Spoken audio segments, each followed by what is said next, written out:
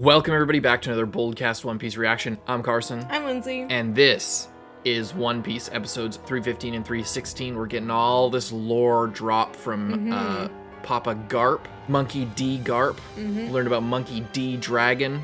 Yeah, he must be special because he's got Must a be D and a and dragon. a D name. Because before we were like something D rag, like you're messing around with it like well, that. we learned about the D, and it's like, oh, Dragon, the really That's powerful, D. mysterious guy who like summoned the storm, seemingly, or something. But and it was funny at the time as well because we were like, oh, he can't be that strong. Like, Yeah, you know, we he were can't. What, a devil fruit could just let you control the weather? That's insane. And then Nami gets a stick that can do it. So, but I still think there's something with it's still gonna be a way to hide it somehow. I think because it can't be a mystery, or it can't be completely random that like there was Dalton and he's just Dalton, but he has a devil fruit and he was like a strong guy, you know, he was a good guy, you know, he had a lot going for him. Dragon turned out to be Monkey D Dragon, but you know, there's still the D. You know what I'm saying? Yeah. Goldie Roger. I don't know, probably not. No. Getting my hopes up. And you can get your hopes up right now by going to patreon.com/BOLDcast, link in the description, to get 2 weeks ahead of uncut reactions and 1 week ahead of edited reactions. That's 2 weeks ahead of One Piece, where it is on YouTube. Roughly 14 episodes, depending on if we're on a good, you know, session or not, and we post on time, or if it's a few days behind, it'll be more like 12. But either way, you're getting way more ahead than you would be on YouTube. Patreon.com/BOLDcast, link in the description. Hope you leave a like and subscribe on the channel. It really helps us out. Watch till the end. Thank you. Let's go.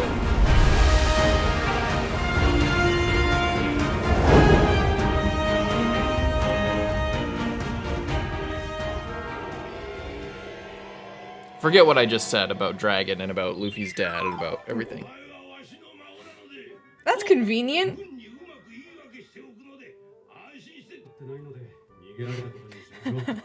Let's tell them they got away.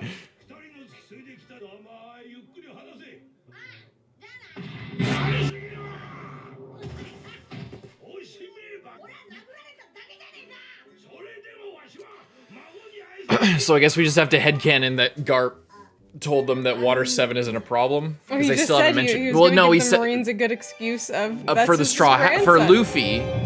But then his second in command was like, you can't do that. Just say they got away. So they're probably gonna do that instead. But that just covers the Straw Hats. That doesn't cover Golly Law or all the other Frankie family and the hundreds of people that were involved in supporting them.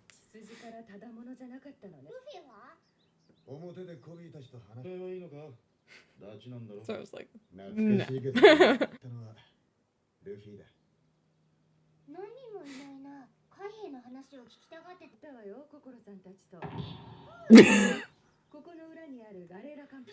Oh my god.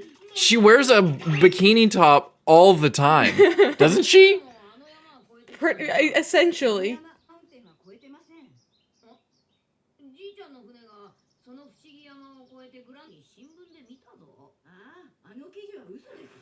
How'd you get in then? Yeah, it's fine.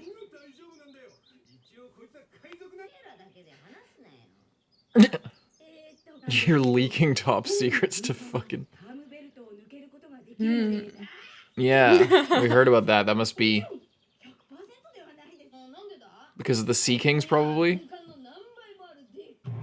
Unless the battleship is like that long, that's how they just get to the current on the other side.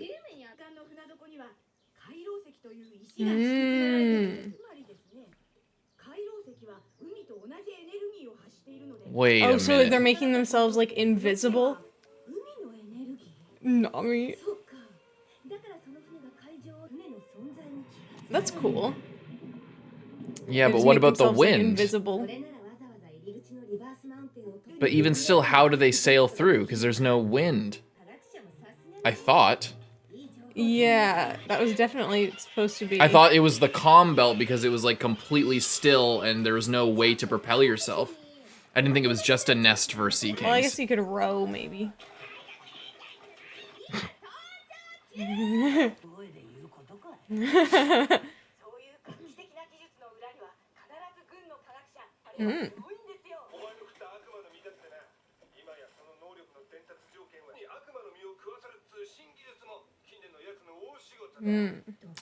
Vegapunk, he's responsible for the objects eating devil fruits.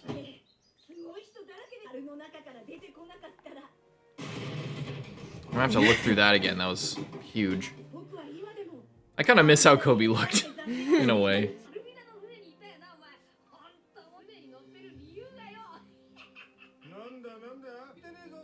You never told me about that? It's like super sad.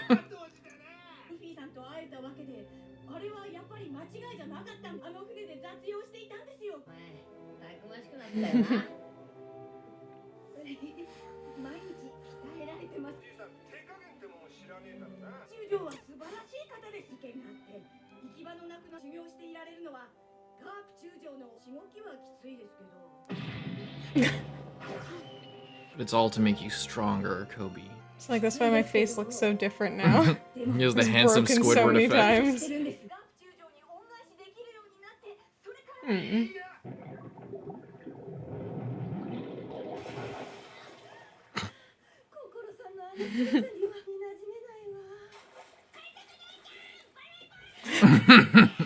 Yeah. Oh, but she's wearing the conductor hat in the pool. Let's have a feast. Second half. There's another name for it? The Great Grand Line. Yeah. The Grand Line. The Great Grand Line. Beyond the red line. I thought we were already past the red line. Am I crazy? It's the red line and the grand line. Shinsekai.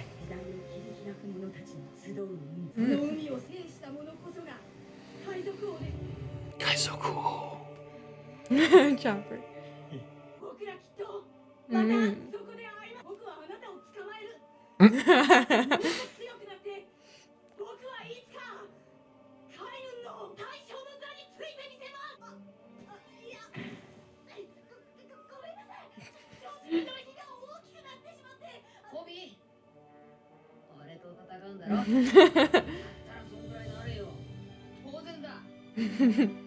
Eat a devil fruit.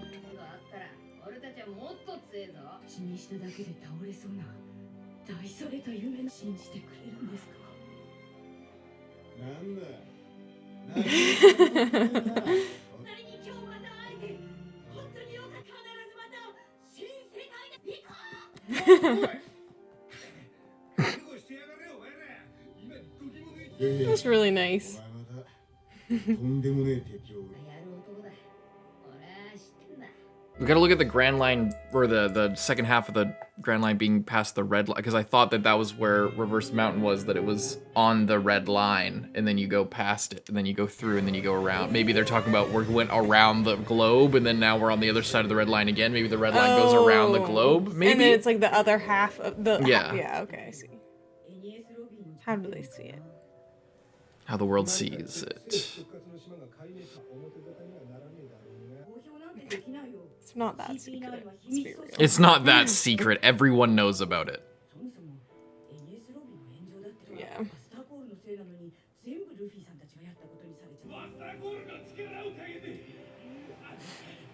Yeah, it's a disgrace. Please tell me if Spandam is alive that he's in fucking prison.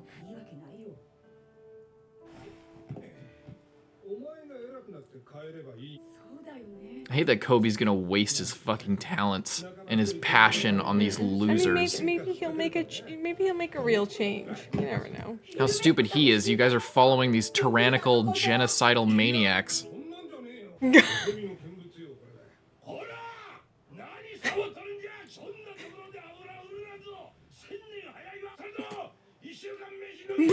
This is a really nice pool. Mm-hmm. Yokozuna.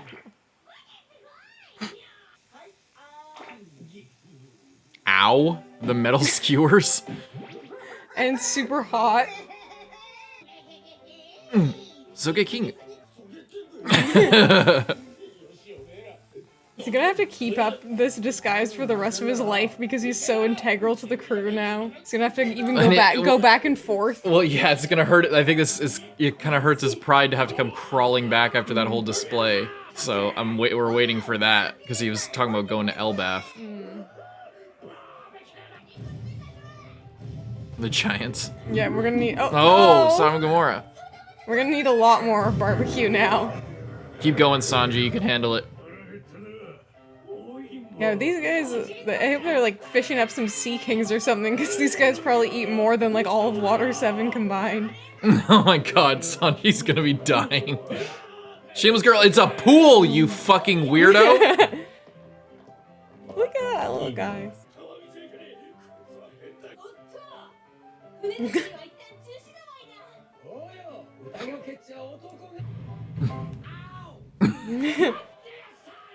I just always think of fucking Mr. 2.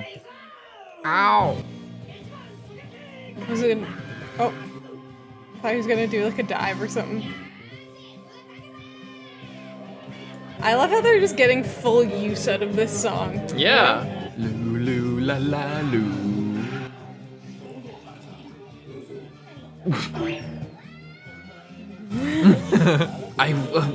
What is the live action gonna do when they get to this part? Are they gonna do the whole song? They have to. You can't not do the song. With the cutout with the cheesy sound effects and him like doing all the actions. What is he doing?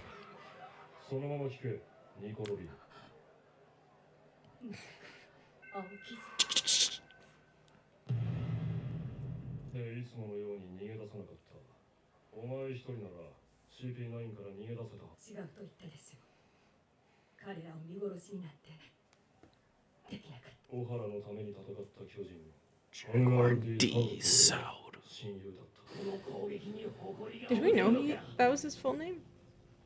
I thought we did. I felt like we did, but maybe we just learned that he had the D. I thought we did.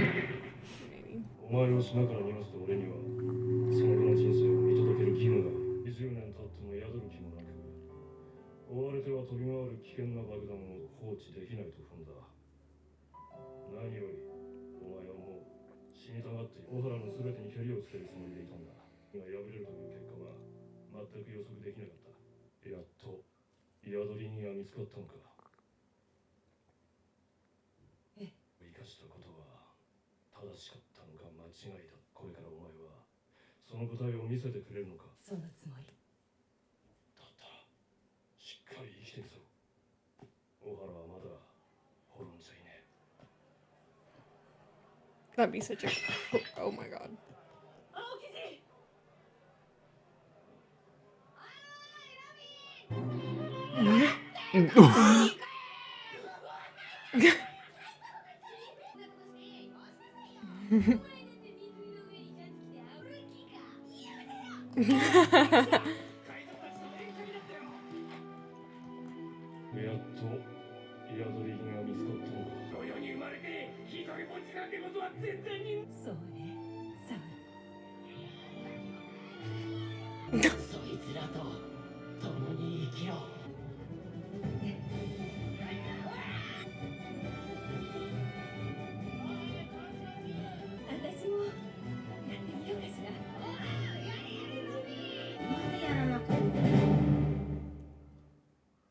What a nice little end to that.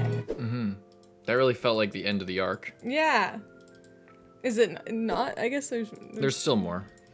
Yeah, that felt like such a nice little like, it just felt like everything just wrapped up so nicely. Got the conversation with Kobe and Luffy. I love when like Nami's like spying in and then they're just like really hanging out, so she just leaves them to it. And goes and swims. Yeah, so the red line must go around the globe, which means that the world is a globe. Because I thought that Reverse Mount was on the red line. Am I wrong about that? Let's just do some little research. Be careful. I know, but like I don't have a choice. Like One Piece. Yeah. So that it is the red line. The red line goes down the middle, and I guess it goes around the world. And so then on the other, when we go past the red line again, then it will be in. Well, then on the other side of the red line, where's Raftel then? Because Raftel was supposed to be the final island in the Grand like, Line. Right here? Like, but that's where we went in, I thought. No, we didn't. No, we didn't. Sides. We didn't. Right. Yeah, we came from like up here. Yeah. and then we went through there, and then came up there, and then went that way. So, yeah. But yeah, and then I thought that the calm belt, it was called the calm belt because there's no current, there's no wind. It just cuts off entirely, and there's sea kings. But now it feels like now it's mostly the danger is the sea kings. Maybe they have propellers. Yeah, or they can row, or yeah, they might have propellers or something. I figured that that's what they were talking about with like plates of sea prism stone. I think that's just to make it so that they're indistinguishable from the ocean. Because like the thing is, especially if it's the calm belt, you could, as long as no sea kings were gonna come and attack you, you could row all you wanted. Because like the danger of rowing would be obviously you're going in there, the sea kings are gonna notice you. Especially if you're like rowing and like splashing around, they're definitely gonna notice you. I always thought part of the danger was just that the calm belt, most of the danger is that the calm belt is large enough to where even if you were rowing, like you couldn't get out of it. I think also the danger is that like if you get stuck in there, you don't know which way is out. Well, I mean, if you can't use the fucking sun and the stars to navigate, then you would have no idea, would you? Yeah. But yeah, I guess it makes sense that the Marines would be able to go in and out like that because they're like patrolling everywhere, so it wouldn't make sense for them to have to like go all the if they were. It always felt like an eventuality, getting through the calm belt felt like an eventuality, how is Shanks going in? Is he is he going in and out, or has he figured out this Marine 100%? Like he had to have in order to get from place to place, because he's just stopping by Luffy's town all the time when he's one of the top 4 guys around. Unless he's just because with the log poses, the log pose, unless you have eternal poses of every island, and because there's no map.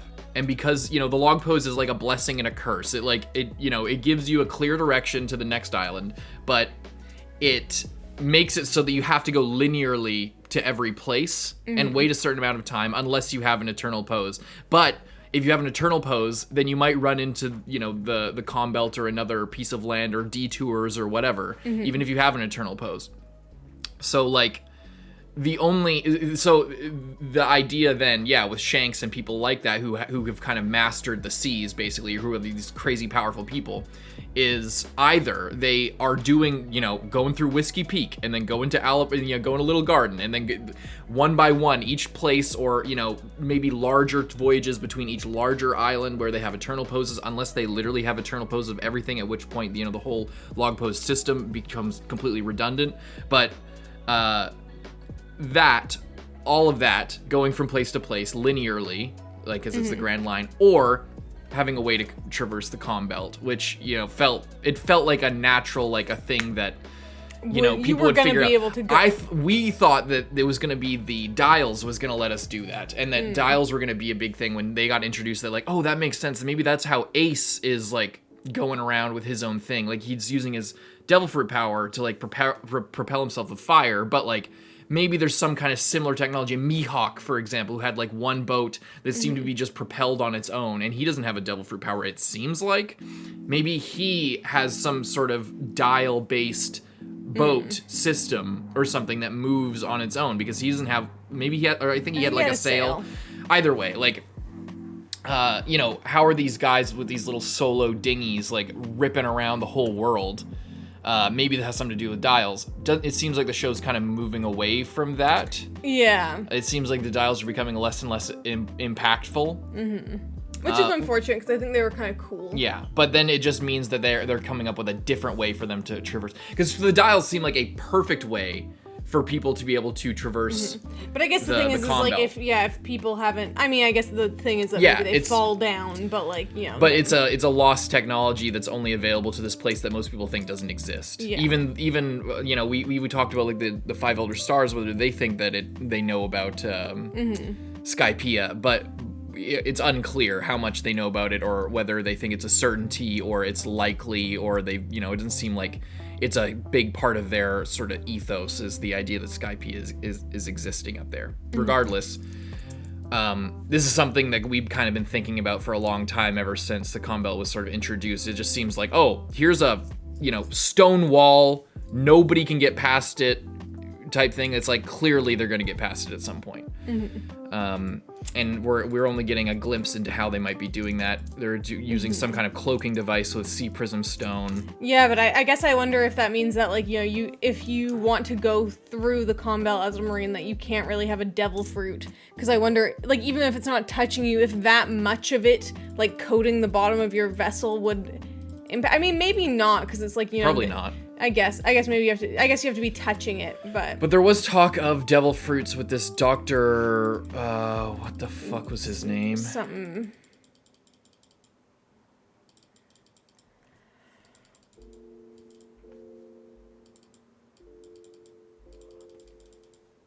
Vegapunk. An incredible Navy scientist. Dig into these epoch-making technologies. Dr. Vegapunk, he's incredible. For example, take devil fruits, like the one you ate. He's already clarified how their powers get transmitted. In addition, another one of his big achievements over the past few years is creating new tech that allows an object to eat a devil fruit. So he's responsible for things like that dog who was a gun dog. Yeah, I wonder if these are just escaped, like, I thought that it was like... I thought it was just something that could happen, yeah. I mean, maybe it can happen, but he's trying to, like, curate it, like, maybe, what was that sword's name again? The elephant's... Funkfried, like, maybe he made that for CP9, because that's, like, a... Yeah, I wonder if, like, the ones that... like the gun dog and stuff, if that was just escaped technology, or if it can also happen, or if Oda just hadn't decided.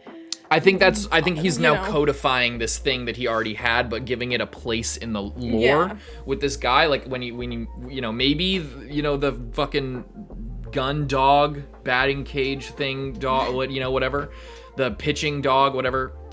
He like. Maybe it was foreshadowing this, but the fact that it seems like about the Navy, it seems like it was more he's playing around with that idea, and now he's kind of like building it into a framework that is with maybe some power scaling elements and shit like that. So, so now it seems like it's mostly coming from this one place, and I wonder what it's like technology, and there's subtitle things, so we don't know how each word plays into each of this, but the fact that he's creating technology that, and he's clarified the process, this seems like a chemical, well, it's like, if he knows exactly what about the fruit has the power in it, and then you can, like, inject that into a thing, or, like, dilute it and, like, drip it into, you make a smoothie and, like, they're making it sound very scientific, but I wonder if this is, like, my mind goes to, when we were talking about how to save Mary, we were talking about, like, feed Mary a devil fruit, and then Mary can maybe repair themselves or whatever, but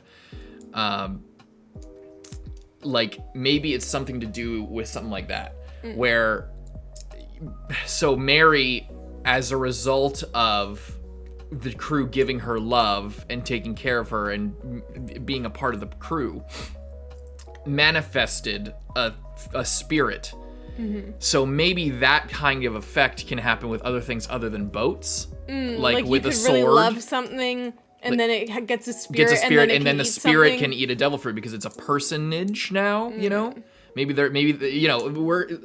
point is that, we had the idea of objects eating devil fruits, but it seemed more like a, I don't play by the rules type writing thing. Anything can happen. Anything can happen. I'm not boxing myself in. Even objects can eat devil fruit. Just partially just for a joke, to be like, what, did that dog eat a gun fruit? No, the gun ate a dog fruit. And just like as a ridiculous thing to say in the moment.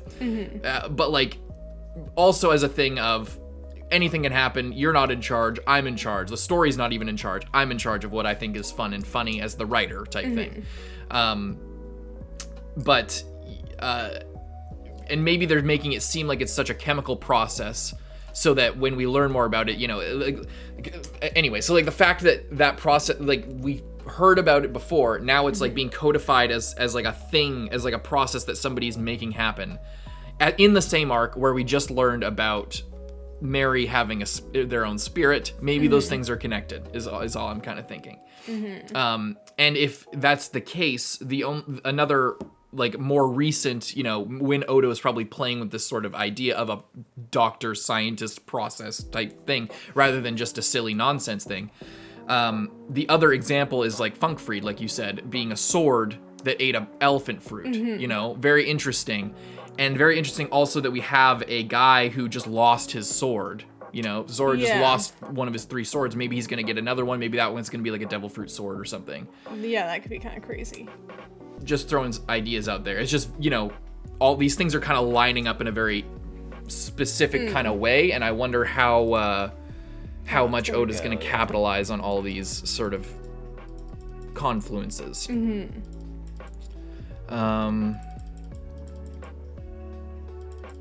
What else? There were other things.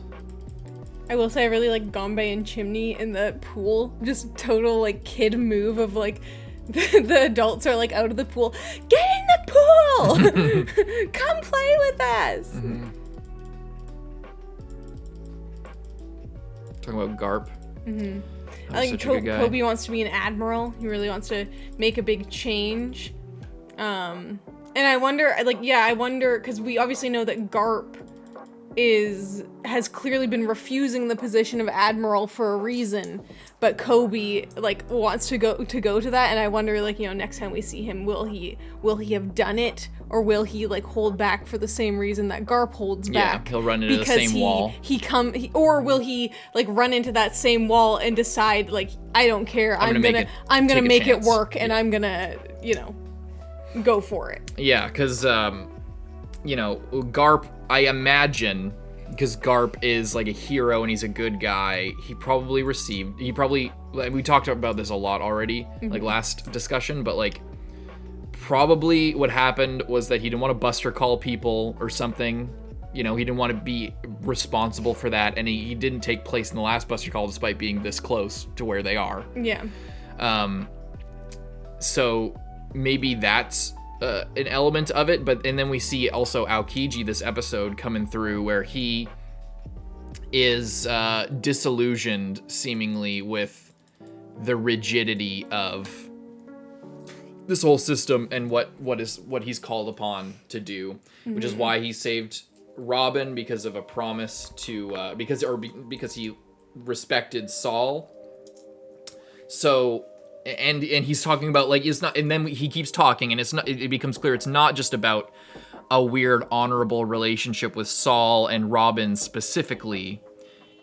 It's he's saying shit like O'Hara still lives on and shit, as if, and you'd only say that in his position if you felt like guilt for what you did, So if maybe there's a connection between the reason that Garp is receiving or refusing the role, Aokiji now, who is in the role that Garp has refused, and dealing with what Garp probably foresaw if he took the promotion. Of you're kind of locked in and you have to do things that are completely against your moral code and your sense of honor. And then what Kobe would have to accept. We're seeing basically Ghost of Christmas Past, Ghost of Christmas Present, and then Ghost of Christmas Future with Kobe.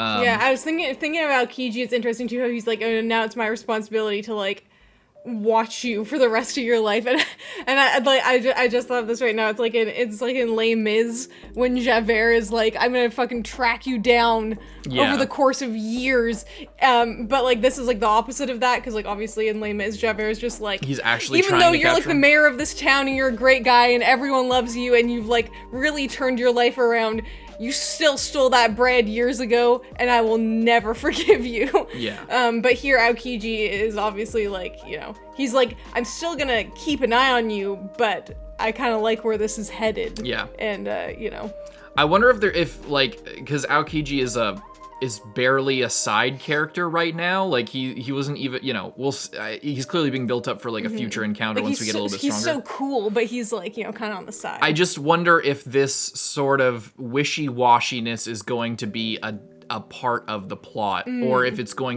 just an interesting thing with his character, you know? You never know, because there's only so much, not because, you know, I don't think that Oda has the skill to pull off like a more complicated sort of inner conflict.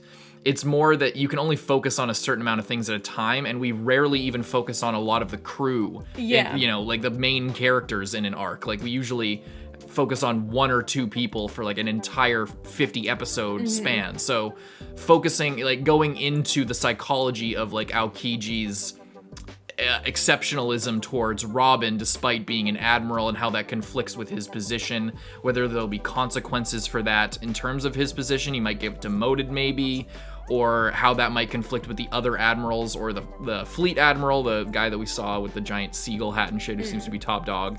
You know, there's a lot to explore potentially with like all of this sort of contradiction with him, and it's really juicy and interesting. It feels like the kind of thing that is just too much. It would take too much time and in order to fully, like, in order to experience, like, explore all of this in depth, test it, and then create a change in Aokiji as like a three-dimensional dynamic character. I always hope for something like that, but it often feels like I'm hoping for too much sometimes with stuff like that. Again, it's not even a skill thing. It's just literally a time and focus thing. There can only be so much focus on certain things, and I think that that's kind of the bane of One Piece in a way, where, you know, sometimes it feels like there's a lot more there than meets the eye, but we only get a taste of it, and it feels like it's always building towards something else, and then we keep moving on to into the future, and then we get another taste and stuff like that. So it's a blessing and a curse to have so many vibrant characters and stuff like that. It's also so interesting, like, just how many Marines, or like, you know, it's like everybody is against the status quo. Everyone is really conflicted, which could be interesting if, you know, like, we have Luffy over here being like, you know, his own version of a pirate, and then if Kobe, like, you know, like Luffy, like, I feel like most people would describe Luffy as like the guy that does what he says he's gonna do, and then Luffy turns around and describes Kobe that way, and if Kobe said, you know, if Luffy says he's gonna be king of the pirates, you're like, he's gonna be king of the pirates one day, and it's almost just as a fact. And then Luffy describes Kobe in that way, and Kobe says, I'm gonna be an admiral, and I'm gonna, you know, do the right thing and make a better change in the Marines.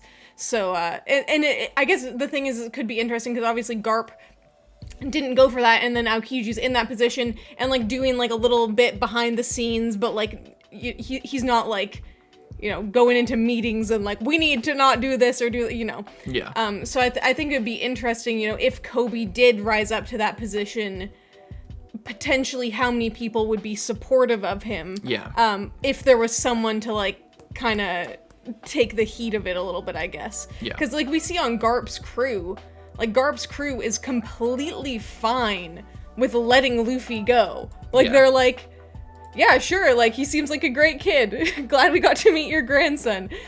We can't tell anyone else that that's why we're letting them go, though, you know? Yeah. But yeah, I also like how Garp is just so much like Luffy with that, like I'll just tell him this, and they're like, they completely fucking, like, here's one problem with the live action, they completely changed his character, and I think for the worse, because, like, it just, not because, like, I think I actually liked him in the live action, like, he felt like he had a lot of depth. It feels like this Garp doesn't have as much depth. Like, it seems like he's just like an older, grizzled version of Luffy. He doesn't seem to have any conflict, at least as far as right now. Maybe there's more to dig in there, but just the way that he talks and everything is very laissez-faire. He doesn't give a shit. He's, you know, he's lived his like life. Very strict, but if he can't do it, then he just kind of lets it go, you know. He's very much like Luffy, in an endearing way, not in a bad way. But, like, the Garp in live action felt very determined and, like, serious. He was, like, driven. Yeah, like, he cared that Luffy was a pirate, and he didn't, and he resented Roger, and resented, in a way, Luffy, because he saw Roger in him, and there's, like, a deep conflict there. Again, maybe they're drawing that version of Garp.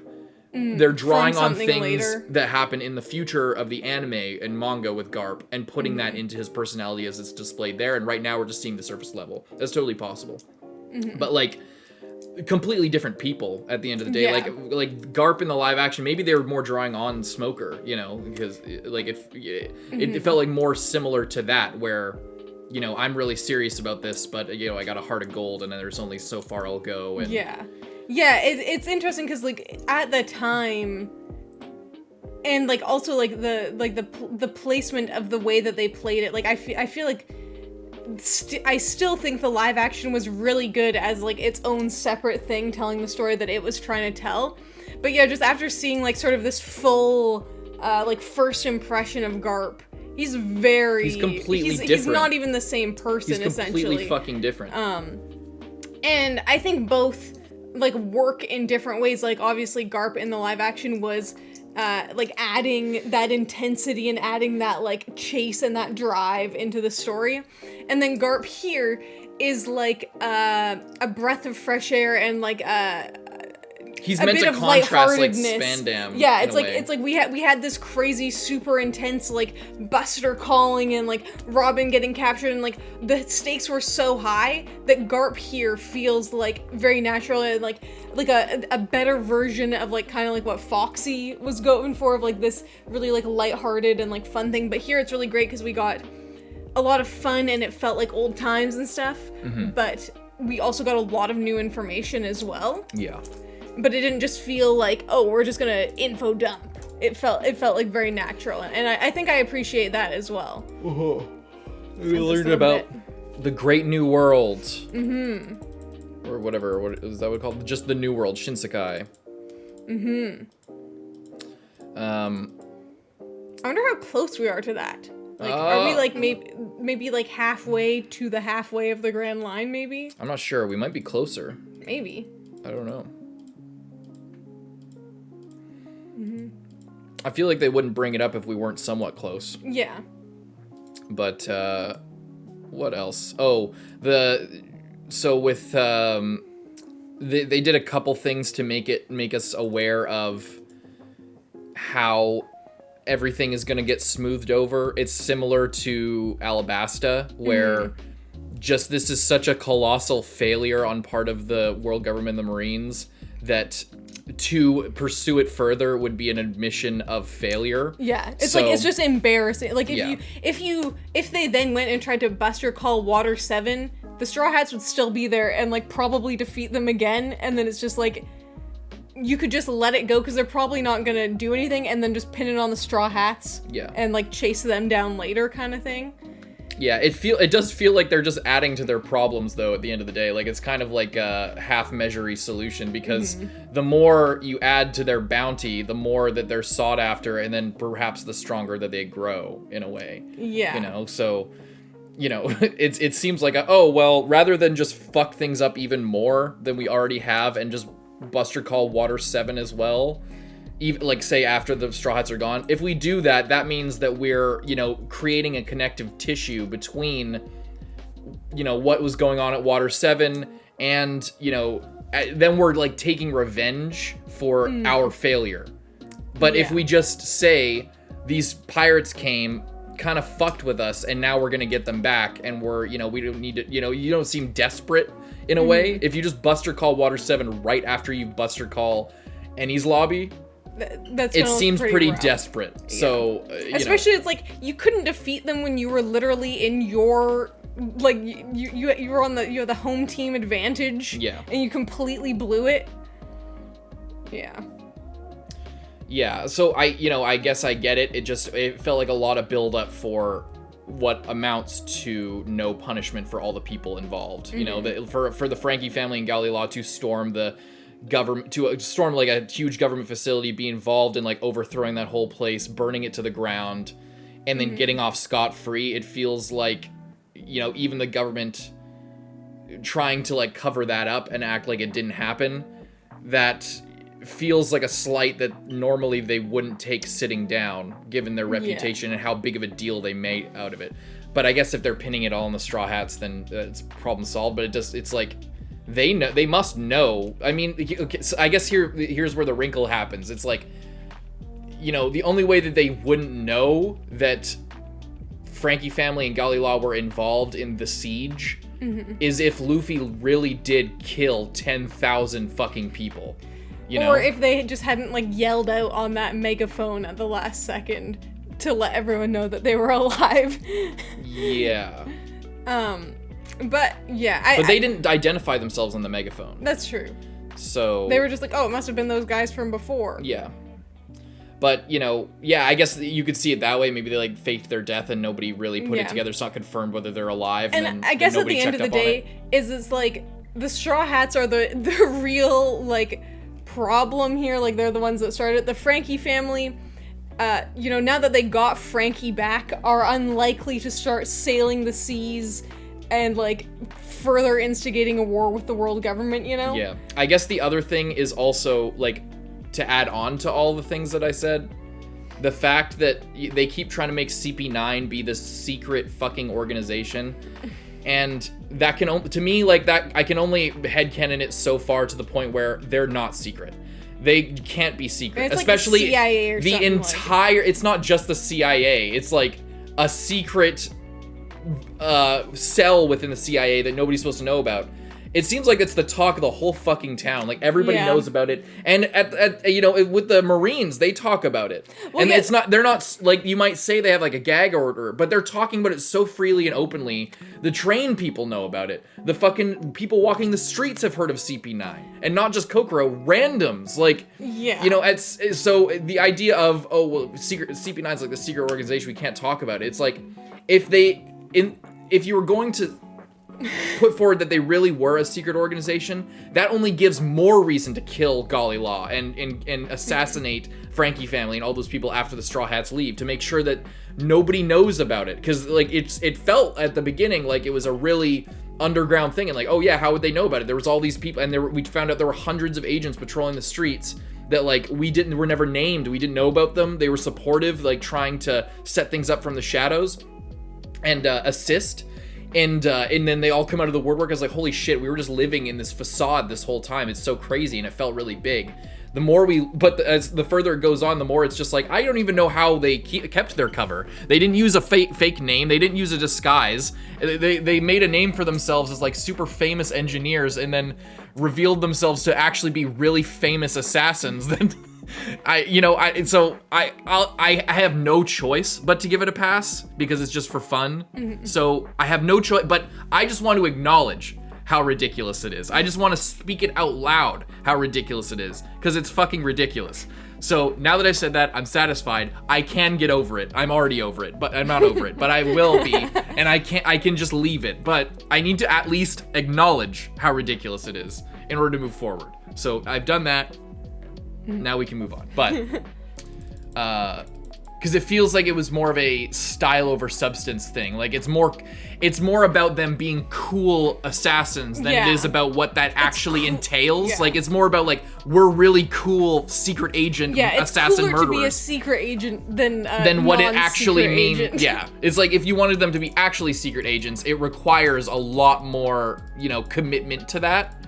But because it's One Piece, it gets away with it because, again, like we've said many times, One Piece sets its own rules, and it sets them very broadly, which is Oda's greatest strength, is he leaves himself as much wiggle room as he can possibly give himself, because that leads to the best and most open-ended conclusions and least amount of, like, worry in that direction. But there are some cases where that bites you in the ass, like this kind of thing, where you need to establish really hard, like, you know, the idea of an assassin is, and all of this shit, you know, and Naruto has the same problem, so I'm not, but Naruto has the exact same problem. Yeah, it's like, oh, Kakashi, the famous ninja. It's like, that doesn't make sense. But anyway, you know, so it's a common problem, I guess is what I'm saying. And in this case, as much as One Piece does to, you know, mitigate those issues and those inevitable problems with those types of conventions, it's not immune to it, even with all of the wiggle room that Oda gives.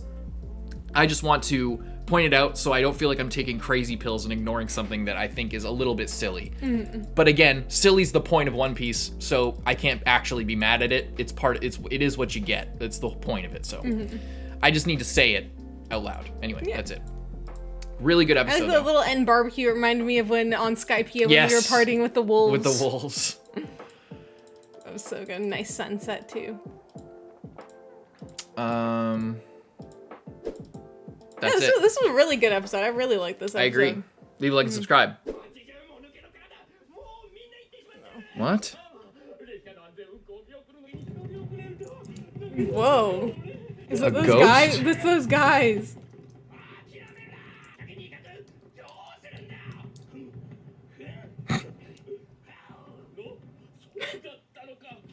We're late to something.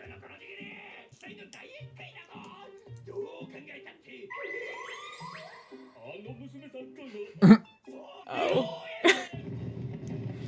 To Sanji? No. Oh, to Polly, right. Because they completely misinterpreted the situation. They'll want us to be there. Oh my god, these freaking guys. Lulu la la loo.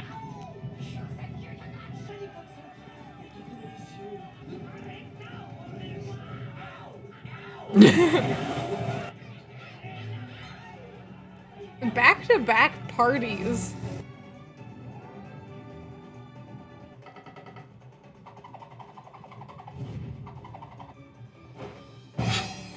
Whoa.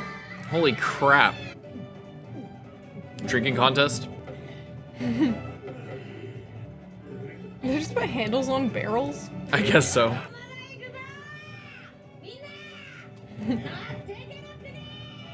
So nice. Lulu la la loo. Oh. Oh boy. Shanks. Shanks. Oh shit. Phones are going crazy. Off the hook. Oh. Oh, Shanks and Whitebeard teamed up.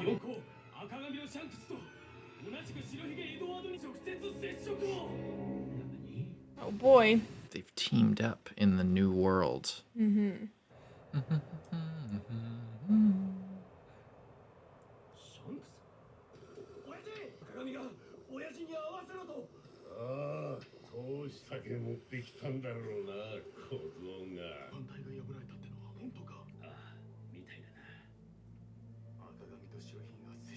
It's a bad week to be the Marines.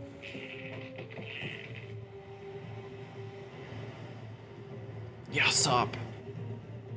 I love that it's the white whale for Whitebeard's ship. That's so clever.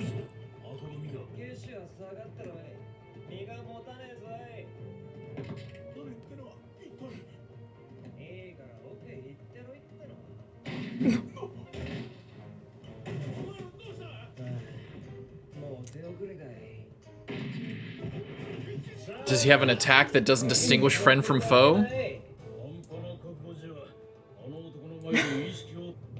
What? What does he have? What is that? Hockey.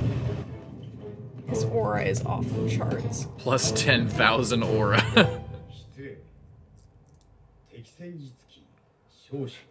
Enemy ship.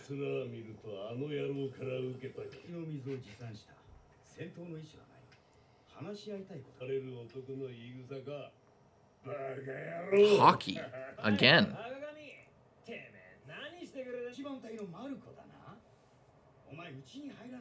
It's a pretty bold thing to say. Join my crew, he said.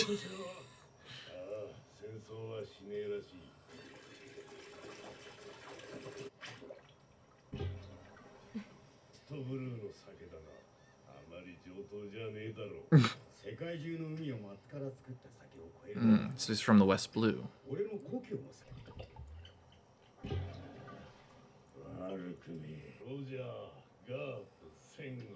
Sengoku.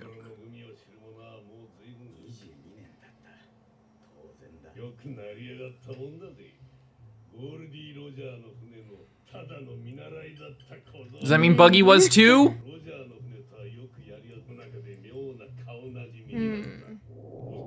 Yes! I still think Buggy gave him the scars.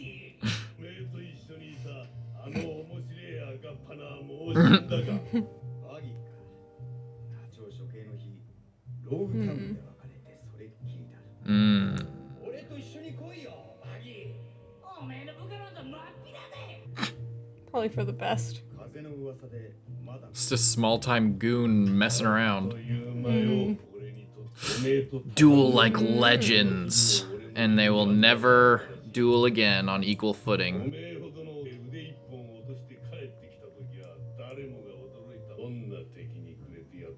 Just a random sea king.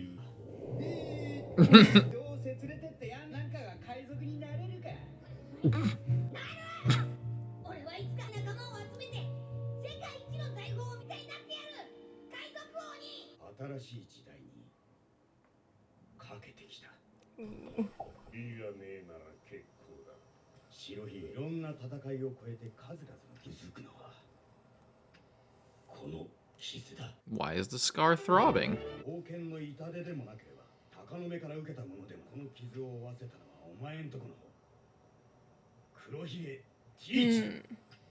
Blackbeard gave him the scar. A long time ago, too.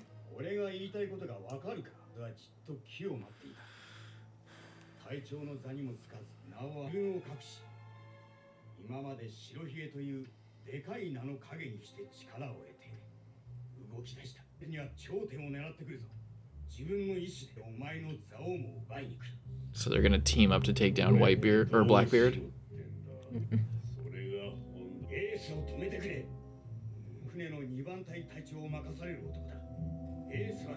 Go ahead and try and stop him is the problem. He's gonna do whatever he wants. He's so fucking cool.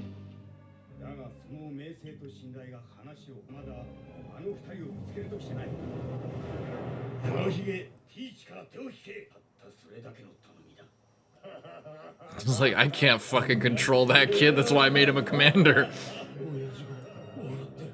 Whoa.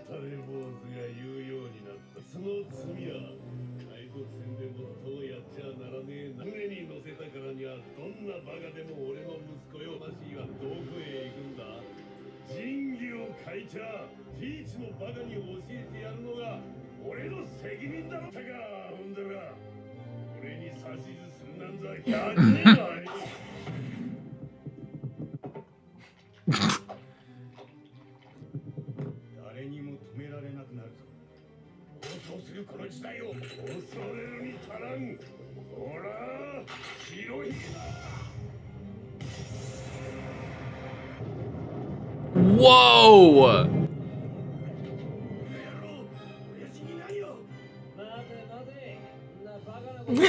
You sure?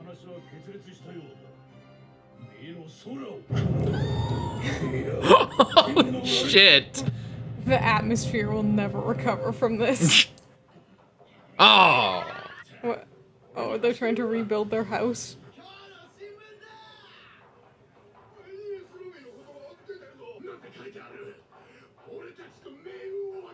We're not even mentioned.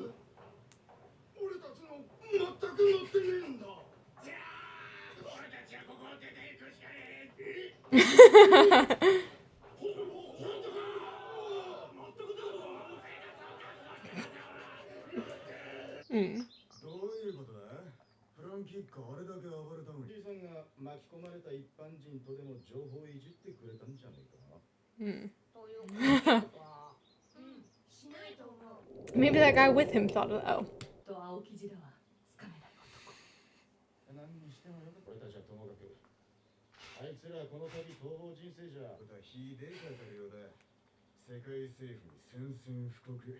He did.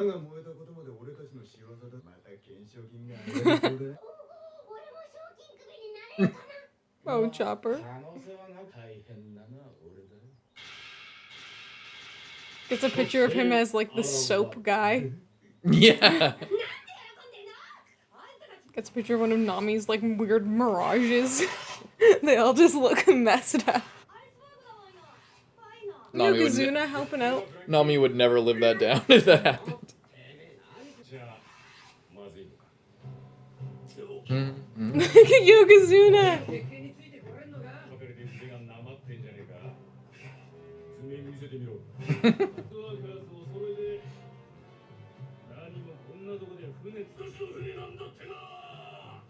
This is where the real ships are built. Mm-hmm.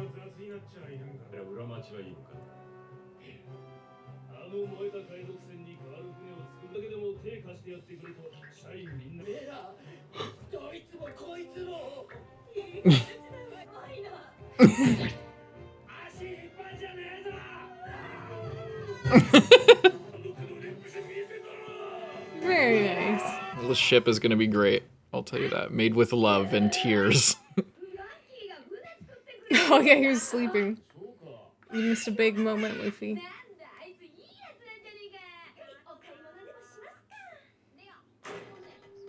For some reason, I thought she was opening the microwave. Like, what? What? Someone else take all the rest of the money. Or do they spend it all on the party?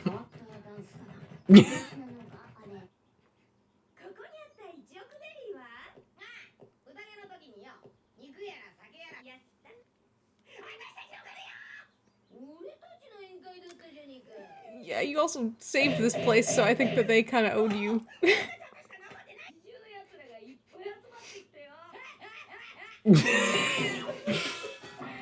We literally went to heaven and back for that fucking money. Oh my god.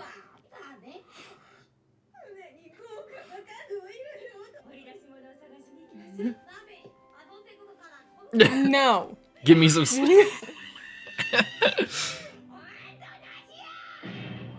Give me some spending money, he says. Work for some money if you want some, Luffy. What do you mean, work? Lost? He's just lost. Nice.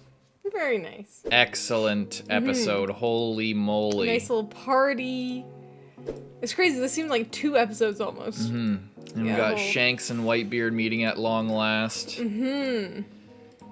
So was this before or after the... I'm guessing it was before the Navy fleet was destroyed. Because they were saying like, Shanks and Whitebeard meeting at last. Well, I think it's because they both defeated like Marines in the same area and then they met up afterwards. Oh yeah. Because they were like, oh no, if they were both sighted defeating all of these Marines, then that means that they're gonna be meeting up, and you know, we gotta be ready for that. I can't believe they just like sliced the sky in half. Also, Shanks is so crazy strong that Whitebeard did like a 2-handed attack. Also, he's like the size of a giant. And then like Shanks is just like with one arm with a sword, yeah. Yeah, that was crazy. Literally split the heavens. Thank God they weren't underneath Skypiea. Those people would have suffered enough. Yeah, oh my god, could you imagine? Okay, did we see this guy before? Cause like maybe this is the guy that fucking Blackbeard killed if we didn't see him. Or he's the guy he looks who familiar. Replaced Blackbeard. Oh, maybe. I don't know.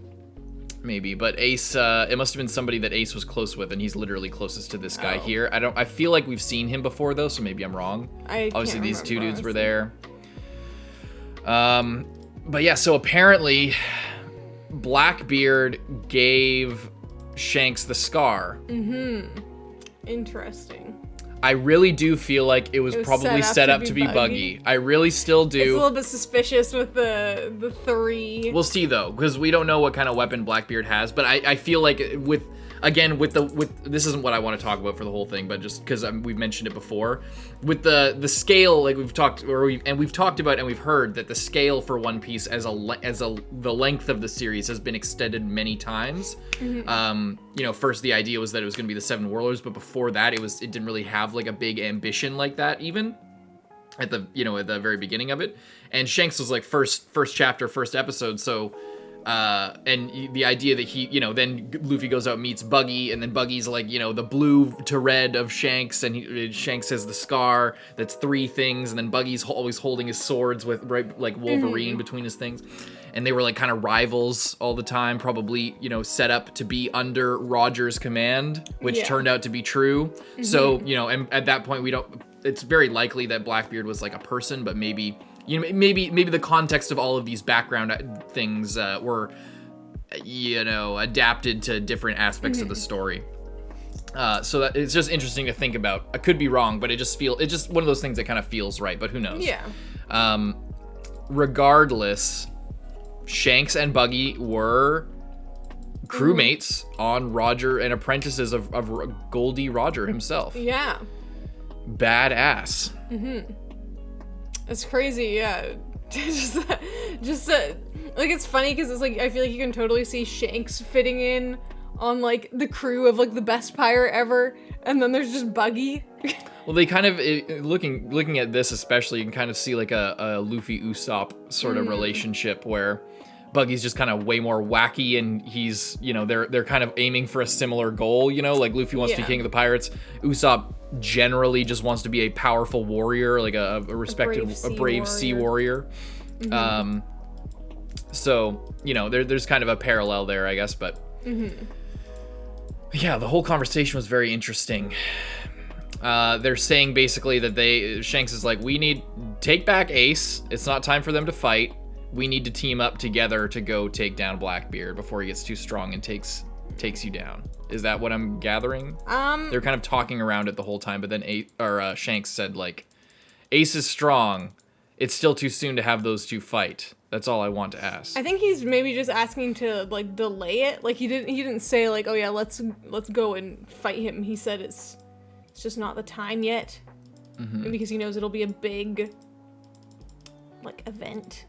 I guess, yeah, but the way he wouldn't, like, I don't think Shanks would, like, if Shanks is worried about Blackbeard, I don't think that he would ask Whitebeard to call off Ace if he thought that Ace could just beat him, you know? Because the whole point is he's worried about Blackbeard. So because Shanks is apparently, like, is one of the 4 strongest pirates, so, and he's young, and so he might actually even be, you know, in his, if say if he didn't lose his arm, he might have actually been as strong or stronger than Whitebeard. It's just that he's younger and hasn't had a chance to prove himself as much as Whitebeard has. So there's kind of this, they're setting up this kind of, you know, Whitebeard obviously has the tenure and he's clearly on top, but maybe it's, but he's also getting old, and Shanks is younger, and, you know, but Shanks has lost an arm, but Shanks is also younger, and that means that maybe he is as strong, but just hasn't had the chance to prove himself or hasn't had enough experience. And with a little bit of time, you know, so you can't, it's like Whitebeard seems clearly on top, but there's a lot of things like up and down, like who's really on top, you know? So the point of that is Blackbeard gave Shanks the scar. So then where does that put Blackbeard? And it seems like when Shanks walked up, he's like, seeing you, the one who gave me the scar was one of your, that was a different part of the conversation. When he first walks up, he's like, my scar throbs when I just look at your face. Meaning probably, like, and then Shanks reconnects that, it's like, my scar's throbbing too. Meaning they probably got both of their scars from Blackbeard, do you think? Does that kind of make sense to you? Well, if Whitebeard said, I don't know why he would associate that with Shanks, though. What? Like, did you just say that Whitebeard says that his scar throbs when he looks at Shanks? Yeah. When I see your face, he said, when I see your face, my scar throbs. So either Shanks gave him the scar, or he's seeing Shanks's scar, and his scar is like, he's feeling the resonance between them, between those two, like, kind of shames that they both have, being scarred by maybe the same person. What? I guess I just thought about it that it was probably Shanks that did it rather than someone like Blackbeard, because I guess I just feel like if Blackbeard like attacked Whitebeard, Blackbeard would probably be dead. I mean, doesn't that go for anyone? I guess. What did he say exactly? Intimidation. Whenever I see your face, a scar that guy gave me throbs. So maybe, so 2 things. It's either, it could be Blackbeard, but Blackbeard was beneath Whitebeard. So maybe he scarred Whitebeard as he killed the other guy and left, or it's from Roger, because they were direct competitors. They were like peers in the previous pirate era. Yeah, and they were talking about the olden days of like, back in the day. And because Shanks is kind of like the descendant of Roger, then and kind of has taken his spot in a way. Yeah. Or, you know, Roger was above them all, but like, you know. Yeah. he was a crew member, and now he is on top, as he's kind of like the descendant of that thing. That's kind of like what gives him the right in a way to talk to Whitebeard, aside from his various accomplishments. Yeah. Does that mean that Shanks has been to the end of the Grand Line then? If he was with he was with Roger's crew when they were in Logetown, and that's when he left? Perhaps. That's possible. Yeah, because he was executed in Logetown, but we don't know how the end of that thing went, because we know that Roger made it to Raftel, or made it to the end of the Grand Line, but there's, it depends on how much you read in, I guess, with the whole Robin thing, with Olvia, like, all that shit, it doesn't seem like he got to the end of the Grand Line and then immediately was captured or gave himself up. It seems like there was maybe a period where he set his affairs in order, talked to this person and that person, went around, fucking hung out with Garp, or, whatever. There seems to be like there's a lot of play there, because it's been the timeline's been very loose on purpose. But also, you never know what's connected. So it could be completely spelled out for us, but we just haven't put the pieces together. Because if you take into account the whole Robin being Roger's daughter thing, then it adds like a little bit of context to maybe a period at the very end of his life. But it's you don't really know. Yeah.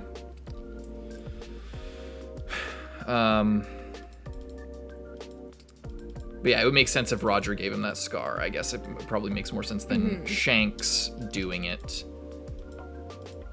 But there's multiple interpretations, I guess, of that part.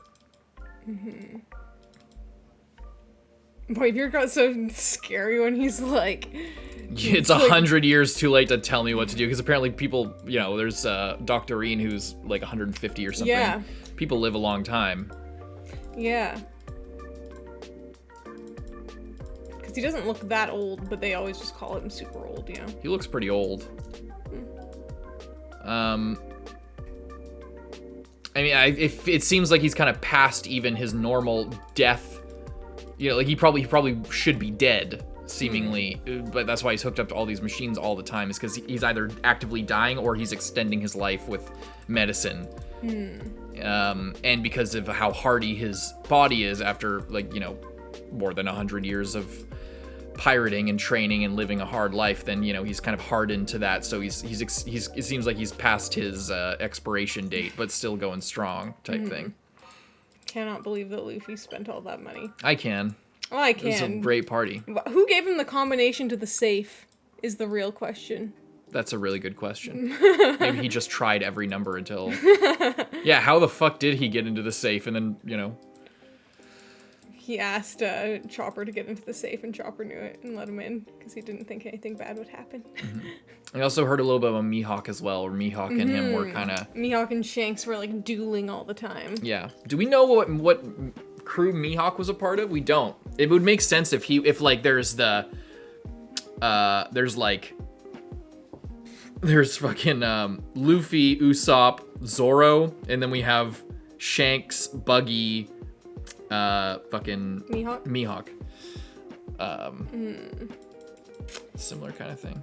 Yeah, I wonder if he's on that crew, or if maybe he was on an opposing crew as well, But Mihawk's just so cool because he's on this level, but he doesn't need to. He's just chilling. He's totally Sigma, literally. Yeah. He doesn't give a fuck. He's by himself, and last time we saw him, he wasn't even in the Grand Line. He was just cruising. I love around. I love how still Mihawk is one of the strong. We just had this big clash with Whitebeard and Shanks. So the idea, like I said, is the whole power scaling is who's stronger. You think it's Whitebeard, it could be Shanks, but Shanks is missing an R. Many ups and downs, but they're roughly on the same level. But the reputation you would obviously give to Whitebeard, but you can't really tell. It's it's kind of up in the air. But then Shanks and Mihawk dueled and were equal forever, and now Mihawk didn't lose an arm. So is Mihawk the strongest right now? How would it go? You don't know, and I love that it's set up like that, because just because Mihawk would probably beat and we don't know if he would probably beat Shanks. We just know that maybe Shanks has had to compensate for his missing arm, and with this whole hockey aura thing that they're like introducing, that seems to be like they cut the sky. Maybe that's similar to the shave or whatever, like and the thing that Zoro does, where like it's all kind of coming together, and it's like they're creating like a new power system kind of thing out of all of these disparate sort of things. I mean, we've seen like the sword thing before too, like when Mihawk like sliced all of those boats. Yeah. Like I feel like that was very similar to what was going on with the clouds here. Yeah, but similar to how we were talking about the Buggy Shanks Scar conundrum. Maybe it's a reappropriate, like maybe, you know, who knows if you know, I'm not saying it wasn't, but like who's to say that wasn't just like Mihawk being able to do that, and then it became like a larger thing as it went on, or if all of the shit, you know, hundreds of chapters in was literally set up like, okay, there's gonna be this emerging power system a la Nen that like is hidden from plain sight, and then become like, it's been done before around the same time, like this hidden power system that's hidden from sight but is clearly present, that like is just a different plateau of strength, and there's no way to really understand it or surpass it unless you're like in the secret society that knows about it. I would also like to say, I think it's really cool that the like this is kind of going back to like previous episodes, but that like the Marines and Garp clearly knows of all of the what are they called, like the 7 powers or whatever, the shave and this and that, the six powers, whatever it is. But like that they know about that, because I remember when we were watching the live action and we're like, oh, Garp must have a devil fruit because he's like whipping the cannonballs. And then it was like this thing of like it was like this thing where it was like, oh, he must have a devil fruit, but he doesn't really seem to have a devil fruit. So like is he just like super jacked, like how Zoro's kind of like crazy in Sanji? But then no, it's like it's the, you know, the other level of that, of like this learnable thing that Kobe and Helmeppo are now learning as well. And it's like the I guess like this I should have been talking about before, but like just that that other alternate, there's like devil fruits, which you just have the devil fruit and then you can learn to use it in different ways, and you're like locked into that. But there's also this other thing for normal people that, you know, allows you to sort of surpass normal human physical limits. And I think that's cool that we got the reveal. Like, we didn't see Garp use it, but we saw Kobe use it, which means that Garp was the one who taught him it, which explains in like... Well, and like, you know, people punch through buildings a lot. Like, you know, like there's sometimes walls are made of paper, but maybe he's doing like an iron body thing and busting the wall. It's just very, it's cool like that they did that very kind of subtly. Because in the live action we were like theorizing and this and that about. It was the Garp thing, but even more, it's been a mystery of the Shanks thing. Like, you know, now we have all these people falling unconscious, but it makes sense that he probably did the same shit when he scared away the Sea King. You know, when he like looks at it and it's like, and then it runs away. You know, because he's like crushing the side of the boat just with his literal aura as he's walking past, and they cut the sky in half, like... Not even from an attack, from just the pressure, you know? Like, people who are too weak literally fall unconscious when they're near him when he's, like, in a bad mood, or, like, getting kind of amped up for this really scary meeting. So, you know, it really, you know... The more I think about it, the more it seems more like a putting into perspective something that's been kind of stewing. But the only thing that makes me wonder how solid it was is like that is again the idea with One Piece being extended so much. Like if One Piece wasn't meant to go this long from the outset when we first saw Shanks do that shit, was it his super secret aura superpowers, or at the time in the first ever chapter of the series, was it just Shanks is really badass and cool? Or was it like... And looks at the crazy monster and, he's really powerful. Not, you know, he knows this super secret martial art that only these people know or something. You know, so things have a way of locking into place that, you know, illuminate and kind of retroactively include all of the stuff that fits perfectly, but, you know, might have been a subconscious sort of setup with Oda, which doesn't make it any less... good, impactful or good as not writing yourself into a corner is a good thing. You know, leaving things that you can then later say, oh, now I'm like locked in on what I wanted that to be. And not to say that it's just right now. It's clear that this giving it a name of this hockey or whatever, like an aura thing, or like a key or a nen or a whatever. You know, it clearly hasn't come out of nowhere. It's obviously been stewing for a while. Has it been stewing since chapter 1? Has it been stewing since chapter 50? When did he start implementing it as a future system that he was going to reveal, and not just powerful anime guy? No matter when it was, it's set up really well, because all of that stuff, whether it was like intentional or not, it fits together perfectly because of how well Oda sets up the series. You know, sometimes setting a series up isn't about setting a reveal up isn't about intentionally crafting every second of the thing. It's like, you know, building it over time, you know. Mm-hmm. And eventually things begin to take shape, and yeah. Anyway, it's really cool, and I can't wait to learn more about it, because it's going to be a new cool like plateau of power, and maybe it will give more structure to the fights rather than them just being, you know, kind of devolving into a joke gag fest and then having like a cool end point, you know.